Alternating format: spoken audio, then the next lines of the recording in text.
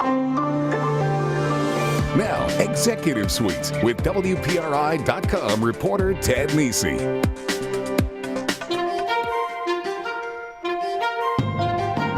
There's something old and something new in the mill city of Pawtucket.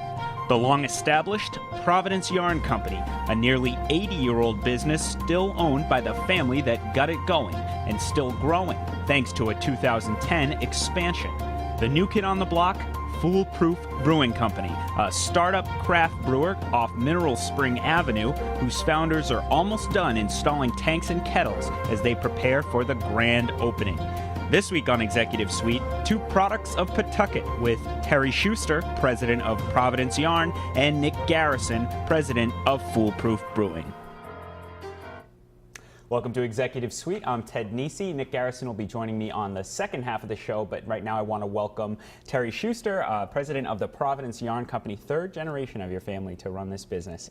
And I start, congratulations are in order. You just received an Excellence Award from my old employer, Providence Business News. Yes, we did, and it was a wonderful honor. Yep. I want to start, I know almost nothing about the yarn business. You were saying to me off air, you kind of think of it, there's two types of yarns. Tell me about that. Okay, so when most people hear the word yarn, they think of knitting yarn. So we have two parts to our business. We do have a retail knitting yarn shop, and that's really our connection to the community. That's how people see us on the street, because it's a storefront right on our current building on Division Street, and that is your traditional knitting yarn. But our main business is industrial yarns, which to most people that isn't yarn. But to give you an idea of what that means, that would be industrial yarn is used in ropes, like those big thick ropes and climbing ropes and ropes for the yachting industry, and wire and cable as filler yarn or to wrap around wire on textured wall covering and geotextiles. So people drive by and think you're for grandmother's knitting only, and Right. that's They think you're, that whole you're big in building. big heavy industrial usages. Correct. And so you're both selling to customers in your retail division there, and then also have industrial people getting large orders and things like that. Right, right. So the retail shop is again a much smaller piece, very small piece of our business. So what we do in the building that we're in is we have a 25,000 square foot warehouse, and we import yarns from all over the world, and we supply manufacturers all over the United States and Canada. Your grandfather founded Providence Yarn Company in 1931 during the Great Depression. I have to think that was a difficult time to start a new business economically. I imagine it was. I wasn't around to see it myself, but yes. Nor would I imply so.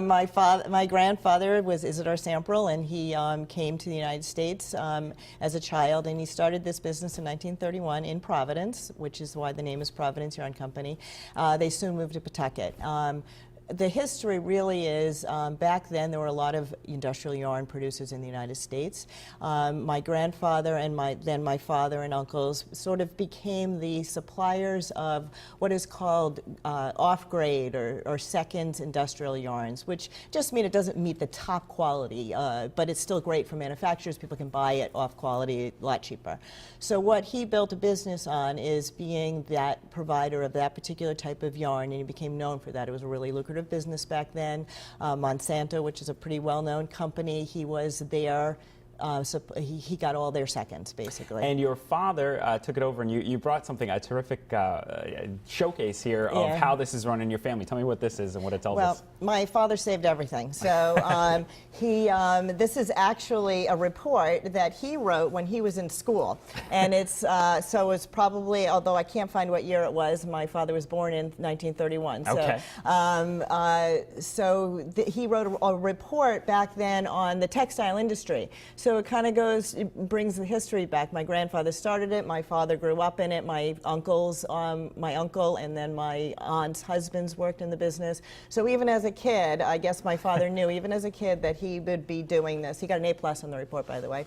And so I found this and thought it was kind of interesting that even as a kid, he knew that he would go into the family business. But of course, you kind of had to do your own report on it, or take your own hard look when you took over when you were really looking at the business in 2005, a big turning point. What was the situation at the time, and how did you approach it? Okay, well, I joined my father in the business about 10 years ago. I had been doing other things in my life, and then about 10 years ago, I joined him, which I feel very blessed about on many levels. The business was clearly slowing down. My father was also at a stage in his life where he wasn't building the business, wasn't looking to the future. So I had the opportunity to come and work with him, and the goal was to learn from him as much as I could about the business, and then figure out ways that may look for opportunities for a future for the business, because he was really going to close it down when he retired, and that would have been sad. So you brought in a consultant, you created a 5-year strategic plan. Correct. What was the overarching theme of all that? Was what's the future of this business? So what we did is my stepson Andrew Schuster joined me, Director of New Business Development, fabulous, not to mention, he's my son, but still fabulous. And we worked with the consultant. We decided to change our basic business plan, so no more off-grade yarns. Completely don't do that anymore, only first grade yarns. We expanded our offerings of there's many different types of industrial yarns, huge amounts. So we expanded our offerings on them. We just focused more, we expanded our supplier services, so like we bring in yarn now from all over the world, all different types of yarn. How hard was that to make sort of a seismic change in the business model?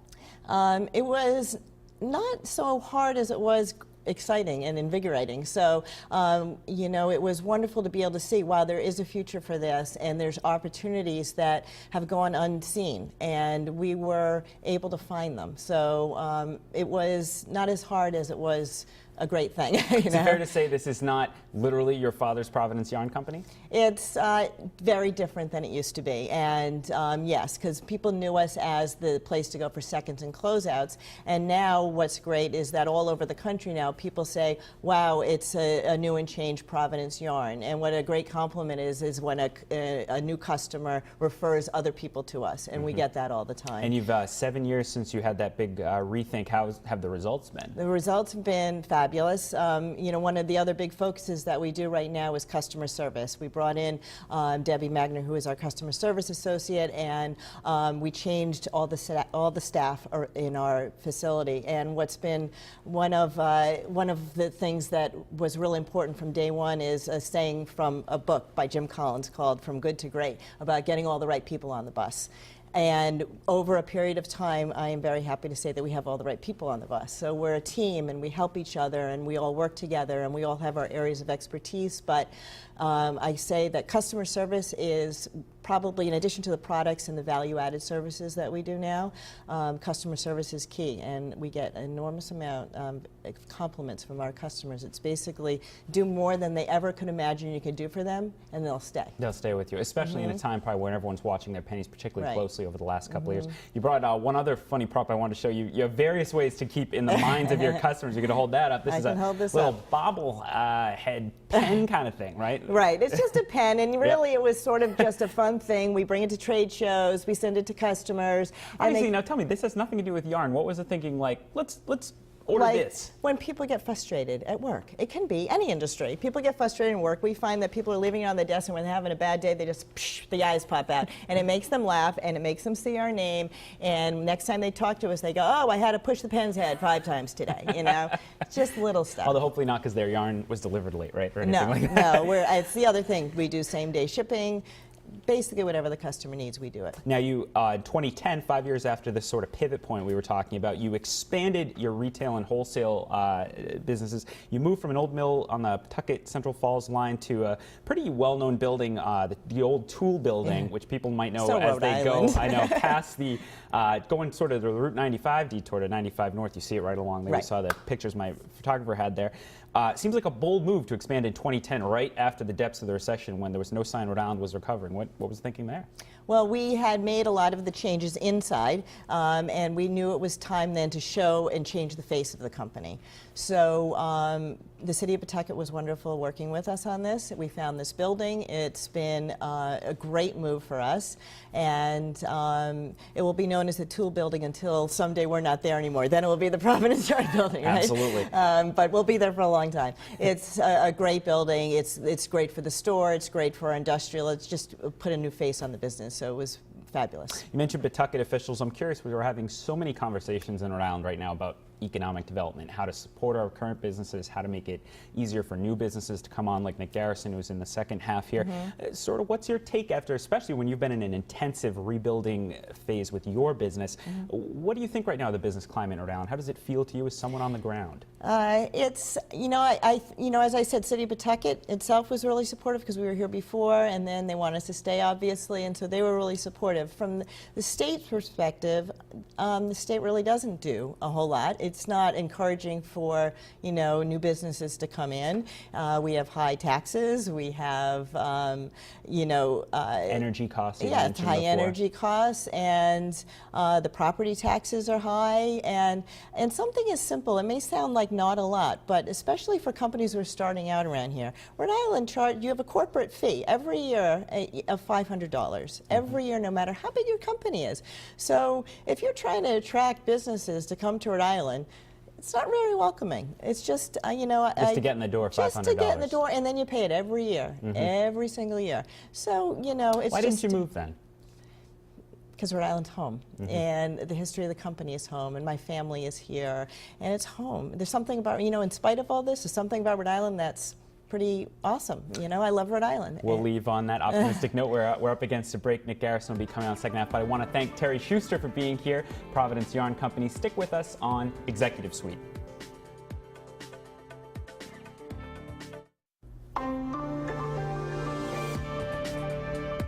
Welcome back to Executive Suite. I'm Ted Nisi. I want to welcome my second guest this week, Nick Garrison, founder of a new brewery in Pawtucket, and I specifically did not use the name because people might have heard about it as Hijinks Beer, but you're now going to be Foolproof Brewing Company. Why?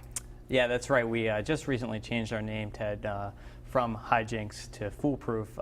What we discovered was there was some possible confusion out in the market with the name Hijinks, and maybe even some trademark issues. So we said, you know what, let's change the name now before we launch. We'll get out in front of any possible issues, and ultimately that's going to allow us to focus on what really matters, and that's brewing great beer and growing our company. So, fittingly, we needed a foolproof name for the brewery, and here we've got one. Now, so. I gotta ask before we dive in on the company. I know you had shirts, and you have a website and a Twitter handle all with Hijinks. Is it sort of a pain in the neck to rebrand even though you haven't been fully in the market yet? Yeah, it's a pain, but we had a lot of emotionally invested in the name Hijinks, but not necessarily a lot financially invested. So it wasn't too painful making the switch. All right, well then let's talk about Foolproof Brewing Company. What are you going to do? What should people know about your company?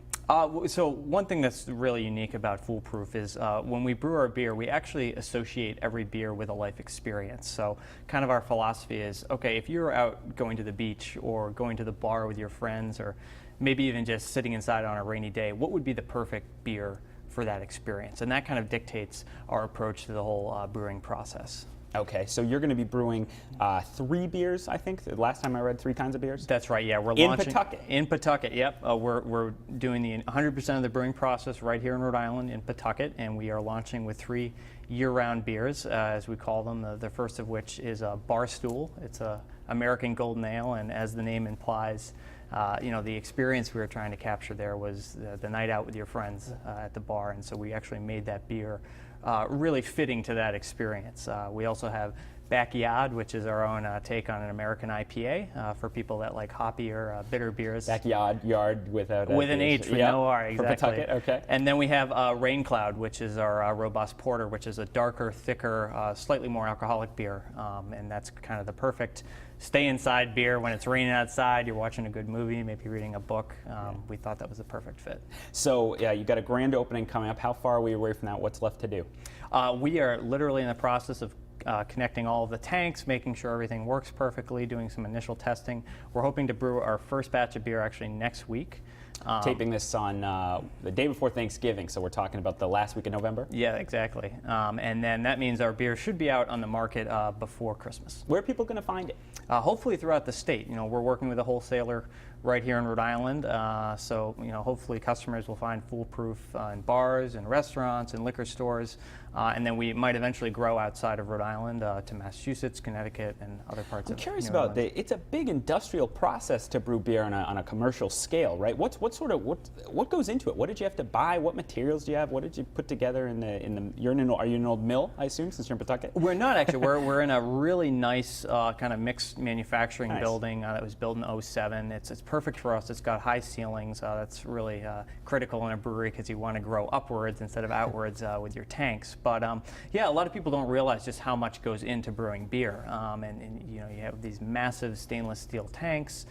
You have a brew kettle that's used to boil the beer over the course of an hour. So what looks like some pretty sophisticated equipment.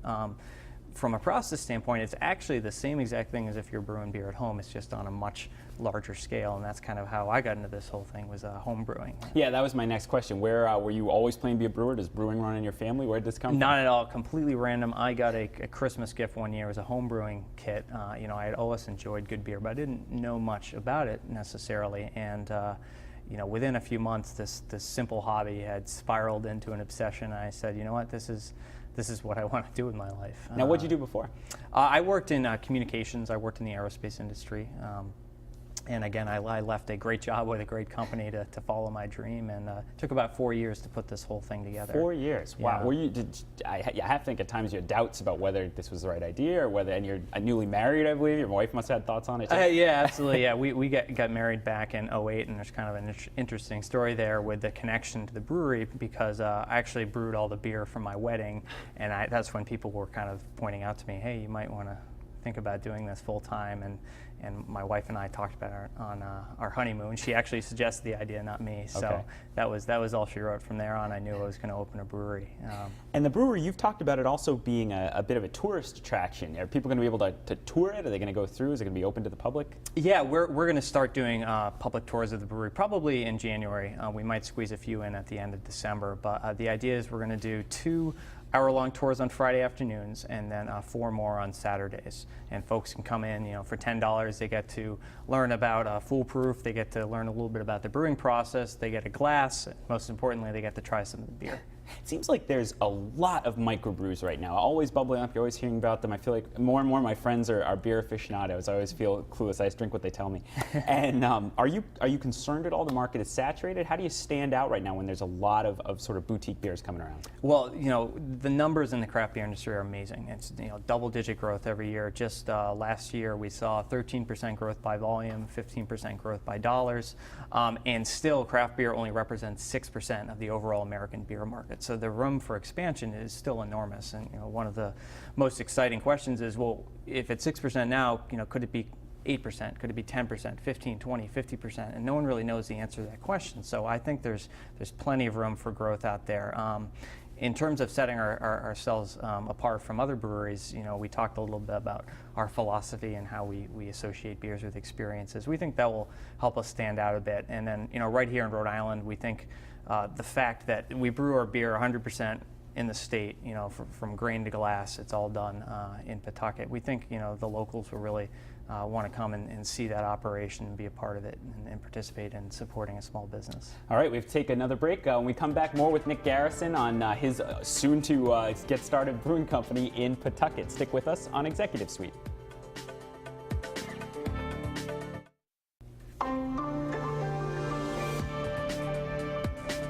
Welcome back to Executive Suite. I'm Ted Nisi. We're talking about Pawtucket's new Foolproof Brewing Company, formerly Hijinks Beer or Brewing. Was it beer or brewing on Hijinks? Brewing Company. Yeah. Brewing Company with Nick Garrison. He's the founder. And you got on my radar screen because of actually Senator Reed's office. Not that Senator Reed's always talking about beer by any means to his constituents, but he went to tour your facility, and I asked, I said I hadn't heard of this place, and they said, oh, well, actually, we gave them a little help to get through the permitting process. What was that about? Yeah, that was really fantastic. When you open a brewery, you need a federal permit, and we had submitted an application for that permit a few months prior, and really hadn't heard anything, and I was starting to become a little bit concerned.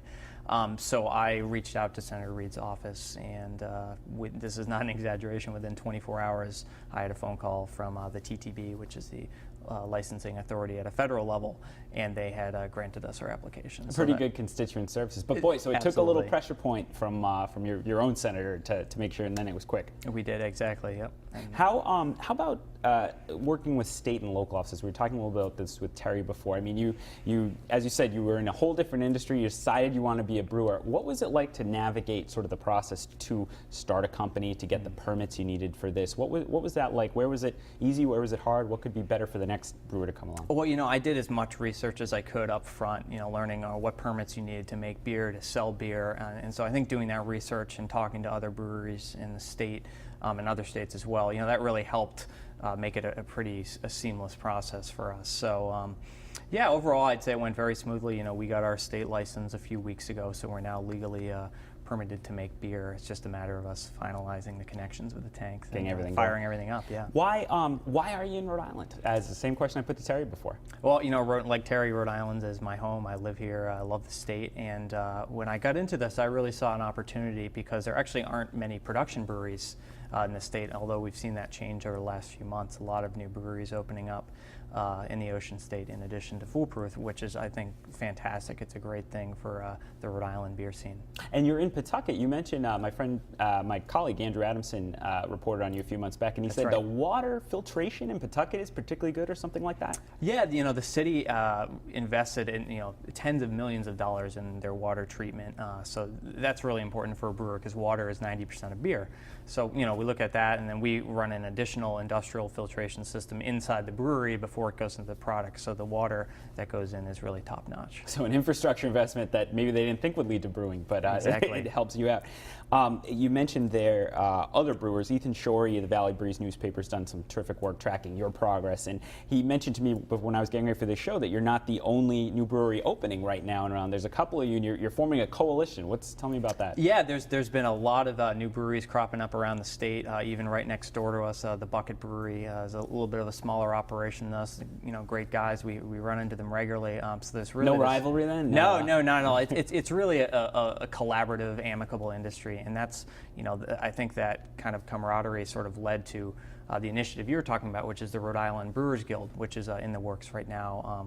Working with our colleagues, some other breweries in the state, to put together a group that basically represents the interests of the Rhode Island brewing community. So it's been great kind of seeing that come together. Give you a voice and everything. Exactly. How much do you think this is generational? We're not far apart in age, and it does seem like younger men and women have a real interest in finding like the most interesting beers and know a lot about them. Do you see that as like just a cultural change that's happening? I think so. I mean, the craft beer movement really started in the 80s and picked up steam in the 90s, and it continues to grow and grow. So I think the education, the knowledge about quality beer in this country continues to go up. So yeah, you could call that generational. I guess when I was in college, there was good beer out there. Maybe a few years before that, there wasn't. So. Yeah. And do you think there could be beer festivals coming in Rhode Island, things like that, as you have definitely. more brewers? Yeah, and there already are some. We've heard of a lot of new festivals that are in the works as well to really profile Rhode Island breweries specifically.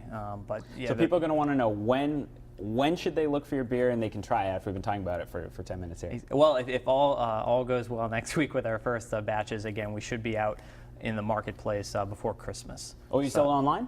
Can you sell it online? No, we won't be selling Not it a lot. online. Yeah, I knew there were special rules with that. Well, you will find it. It's Foolproof Brewing Company, and if you missed any of the show, I want to thank my guest Nick Garrison. And on the first half, we had Terry Schuster from Providence Yarn, another Pawtucket business. You can catch it all on WPRI.com. I hope you and your family had a very happy and safe Thanksgiving, and we'll see you next week here on MyRI TV on Executive Suite.